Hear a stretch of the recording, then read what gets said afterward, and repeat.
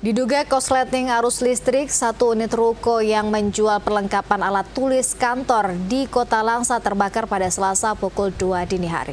Ya, tidak ada korban jiwa dalam peristiwa itu, namun sebagian besar barang dagangan di dalam ruko hangus terbakar. Sebuah ruko yang menjual perlengkapan alat tulis kantor di Jalan Ahmad Yani, Gampung Tengah, Kota Langsa terbakar pada Selasa sekitar pukul 2 dini hari. Pelaksana tugas Kepala Seksi Operasional Kesiapsiagaan Damkar BPBD Kota Langsa, Muhammad Hasbalah mengatakan, setelah menerima laporan warga, pihaknya langsung mengerahkan 2 unit mobil pemadam api dan 1 unit tangki suplai air.